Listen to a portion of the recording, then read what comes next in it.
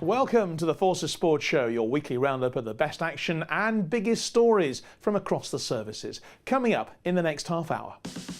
Lessons learned from defeat. The Army are beaten by the Bedford Blues in the annual Mobbs Memorial match. Shared silverware. There's a trophy for the Army, Navy and the Air Force at the Inter-Services Basketball Championships. Title defence. Armour Centre become the first team in 7 years to defend the Army Minor Units Cup, and they do it in dramatic style. We start with rugby, and the Army have been beaten in a 13-try thriller in this year's Mobbs Memorial match.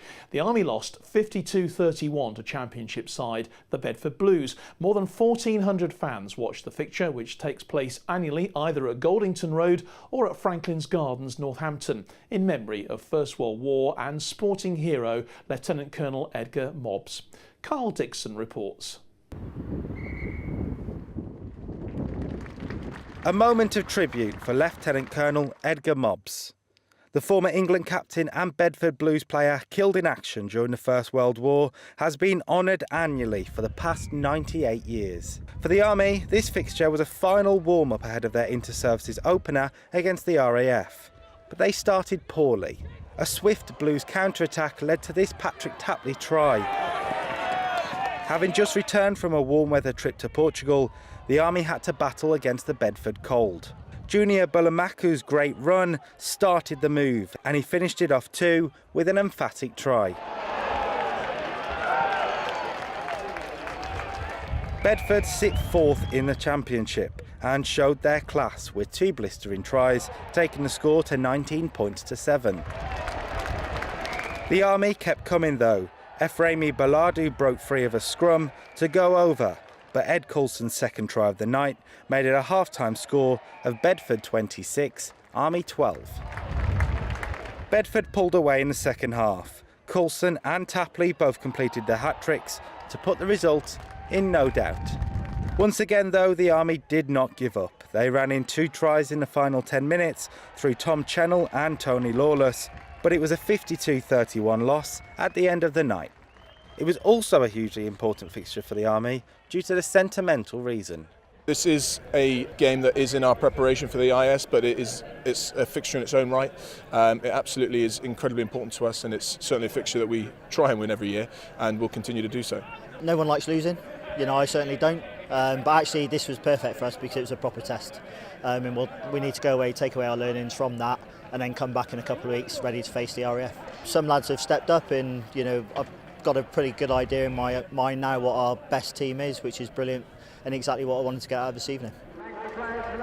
Lessons to be learned ahead of the game against the RAF on the 27th of April. The silverware has been shared between the Royal Navy, Army and the RAF at the UK Armed Forces Basketball Championships in Portsmouth. The Royal Navy men, Army women and RAF under-23s all retained their titles. Kath Brazier reports. The Navy men are now winners 3 years in a row, and deservedly so, reaching 3-3 with repeated victories over the RAF and the Army. In the past, they've talked about close matches, and their first battle against the Air Force, which they won 63-54, was a tight contest. But their second match against the Army was nothing short of a masterclass. A mix of superb defence and skill in stealing the ball, all of which they capitalised on, and the 3-pointers just kept going in. Their confidence grew as the game went on, and by the end of the third quarter it was all Navy. Their lead was 71-38 and Army discipline was being tested.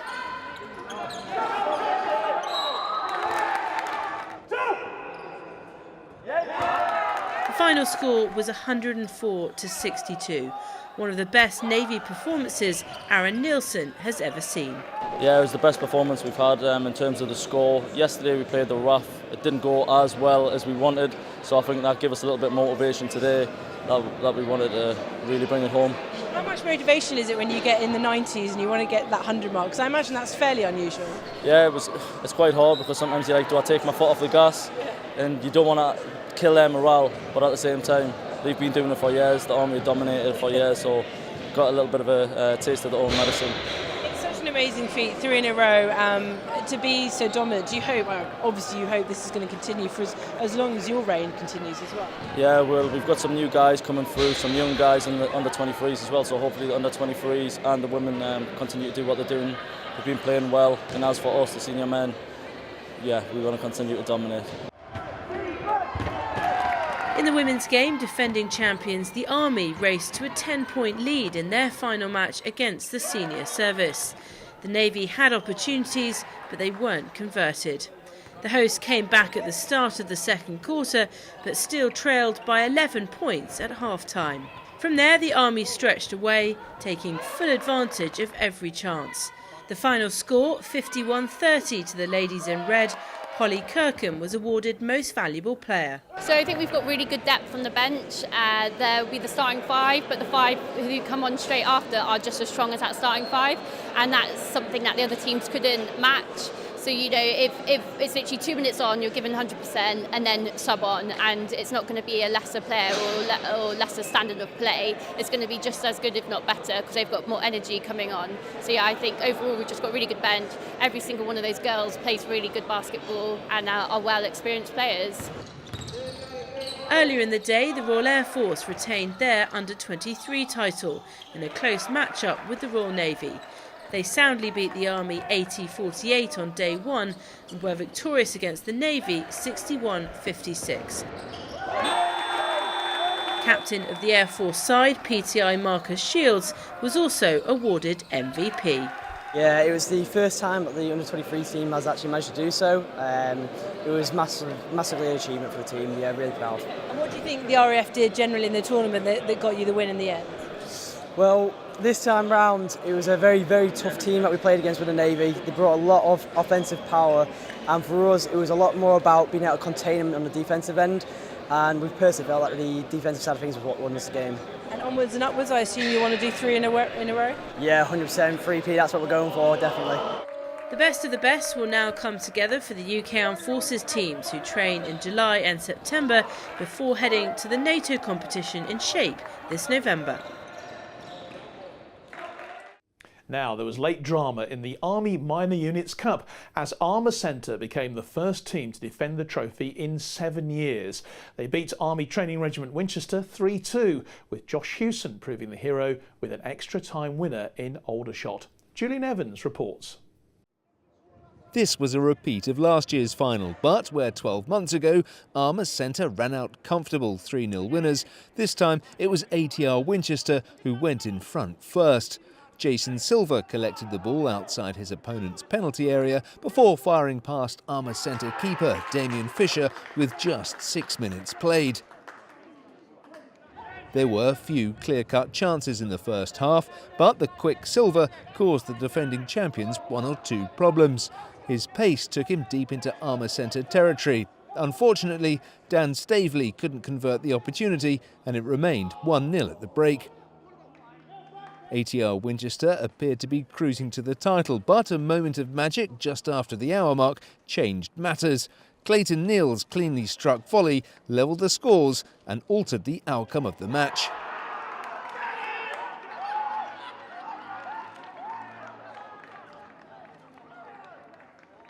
With the teams locked at 1-1 and just over 7 minutes to go, extra time beckoned. However, a howler in the Winchester defence allowed Armour Centre's goal-scoring hero Neal to strike yet again. Surely that was the winner. The celebrations seemed to suggest it would be. But less than 60 seconds later, it was again all square. A sweet strike from Winchester skipper Mark Evans made it 2-2, and the sides would need extra time to decide who would take home the trophy. In fact, it took just the first 2 minutes of the added half an hour to produce the winner. Josh Hewson's tame effort rolled its way untouched into the Winchester net, and Armour Centre had retained their title. So the first of several Army Cup finals has been settled, with the inter-corps and major unit deciders to follow in the coming weeks.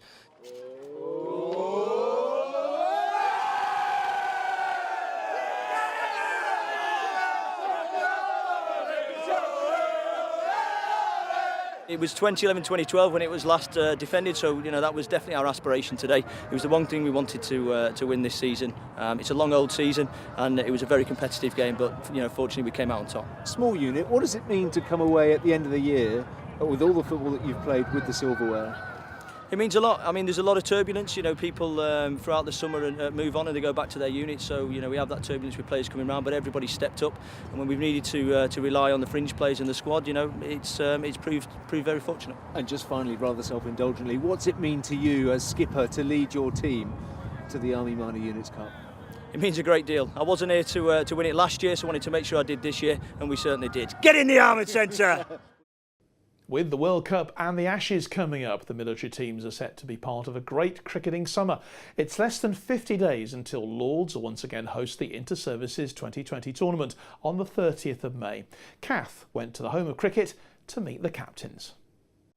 In the sporting arena, the Royal Air Force did well in their centenary year, so celebrating 100 years by winning at Lords seemed entirely appropriate.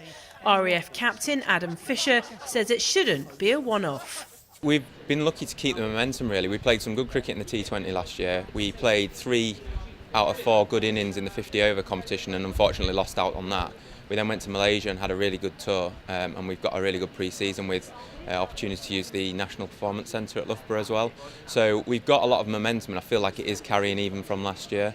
What more incentive do you need than an Ashes summer, a World Cup year, playing at Lords? It doesn't get much better than that. So they should be motivated anyway, but yeah, it's good. After 5 successive wins, the RAF took the title from the Army, but the men in red got their own back, winning the 50 over tournament later in the summer. Despite the inter-service rivalry, there is a strong friendship among the players. This is a weight session for me. my little pepper army arms. We play a lot of cricket together, so we're teammates most of the year as well. So yeah, it's good. The banter's really good, and that just makes it a better game for myself and our team. So we've got our training camps coming up in the next 2 weeks, so we'll discuss it more and more. And the players coming through, we've got some young players coming through, so that's good. That's great news for the Army. So I'm looking forward to the season. The Navy, meanwhile, remain competitive and confident that their chance is just around the corner. Vice-Captain Jonathan Parker has been with the senior service setup for almost 20 years, but the magic of this location still isn't lost on him. Lords doesn't get old. It might be old, but you want to turn up here. If you've ever picked up a bat or a ball, you imagine yourself somewhere in the middle, raising your bat for 50 or celebrating a wicket, and I've been lucky enough to do those things. But there's no end of competition for places, and even at my advanced age, there's no danger of me not wanting to do it. RAF 100 was a big military milestone in 2018, but interestingly 2019 is the 100th anniversary of Combat Stress, this year's IST20 charity beneficiary. They in turn have partnered with sponsor Raytheon. I don't think many people are aware of combat stress, so actually being associated with an event like this is really important, because if people are aware of what we do and how we treat veterans, then more people can care about the veterans who come to us and help us with some of our fundraising. And we need to raise £10 million a year to help the veterans who do turn to us, and that is becoming increasingly competitive and difficult. So being associated with these sorts of events is just fantastic. We are committed to deliver the best in service and equipment to our armed forces, but also committed, to provide that support that our veterans and reservists need. In the UK, we employ several veterans at our company in the UK, and we realise the toll that active service has taken during their operations, and if we can give something back in terms of supporting and partnering with Combat Stress, then all the better. I think for the day all we ask is for some great sunshine and for lots of people to attend the match. That day is Thursday, May the 30th, and while the military cricketers grace the hallowed turf of Lords, England will be getting the World Cup underway against South Africa at the Oval. Sheffield has marked 100 days to go until the Invictus Games Team UK trials. The trials will be the first ever national games for wounded, injured and sick veterans, and personnel and the city will host qualifying this summer for the next games in The Hague in 2020. Sean Greschek reports. Come on, back into it, every point! 100 days to go till trials, but right now the next 90 minutes were all that these teams were focusing on. Players from Sheffield Volleyball Club and Team UK Invictus Games alumni were keen to do battle. The Defence Minister Tobias Ellwood was guest of honour to mark the 100-day milestone until the first ever national games for wounded, injured and sick veterans and personnel, incorporating a qualifying event for the Invictus Games at The Hague in 2020. They'll take place here in Sheffield. It isn't just about the trials, it's actually about a national event. So we're going on to this drumbeat where we have a national event and then we move over to the international one in Holland. So huge celebration, and I do hope people across Sheffield, sponsors and so forth, will get involved and support the project. It's all about recognising that there is life after events that happen in the armed forces. These are people that are discovering more about themselves. There's another chapter to be discovered, and that's absolutely brilliant. This is absolutely huge, being only 100 days to go until the National Games in Sheffield. The big thing that I like to concentrate on is the families, because the families of all of the competitors, they're the ones that have really suffered back home when we've been away on tours and things like that. And so it's a chance for Sheffield in 100 days' time to get all those families down and show them that we can have smiles on our faces again, and that's the most important thing. I was being repaired from being blown up when Invictus first started, and I followed it, but I wouldn't do it because I was a great believer in there was younger guys who should do it, but I wanted to, and it wasn't until I became a veteran that I realised that I did need to do it, and I needed some focus and just to introduce yourself to civilian street sport and keeping fit and the benefits of it, and just by doing it and being the captain for it, I got it, and I got it massively, and it just brought such a big smile to my face, and more importantly, my family's faces. I like now seeing other veterans and other serving soldiers getting that same benefit from Invictus, which I've got, and it put me on the straight and narrow. Well, it won't just be sitting volleyball that spectators will be able to enjoy at the Games in July. They'll be able to watch anything from athletics to powerlifting and much, much more. But the challenge for the 500 competitors will now be to make the most of the next 100 days of training. Now, the Army Invitational Kendo competition has taken place in Aldershot. It's a chance for fighters in the sport from the military community to take on opponents from the civilian kendo world. Tim Cooper reports. Opponents fight with a shinai, 4 bamboo slats held together with leather fittings, which represents a Japanese sword. Rounds are 2 minutes. The winner of the first fighter to get to 2 points. Here, 3 kendoka from the British Army take on some very special UK talent. In their very first team match, they were fighting the GB captain and the women's national champion in one team. So I didn't have particularly high hopes, but they have actually managed to beat one of the 3 teams in their group, which has been a really good performance from what is a relatively junior novice team. This invitational comes at the end of a week's intensive Army Kendo training in Aldershot, with teaching and mentoring from the top kendoka in the UK. There are around 40 to 50 Army Kendo fighters, and they're looking to increase numbers. One of the plus points of the sport is the age range. Fighters here well over 50 were taking on and beating those in their 20s. Kendo was advertised in my unit for a course in October last year, so I thought, I'll give that a go. My head's protected, my face, can't take many more beats, I'm ugly enough. So I got into it that way, did a week's intensive course. The Army Invitational is very popular on the Kendo competition circuit, and it's a great chance for the Army's finest to fight the best from Britain. And that's just about it for this week. Don't forget you can see all the action as we get it on forces.net and this show and more on YouTube. Boxing is very much on the agenda at the moment with the ABA finals at England, Scotland and Wales, all with military interest, and of course the Army finals next month in Colchester, which will be contested between 3 para and 13 Air Assault Support Regiment, a repeat of the 2015 meeting which was won by 3 para, 13 Air Assault then going on to win the title in 2017. With that in mind, here's another chance to see a few highlights from the Inter-Services finals just a couple of weeks ago. We'll see you next time.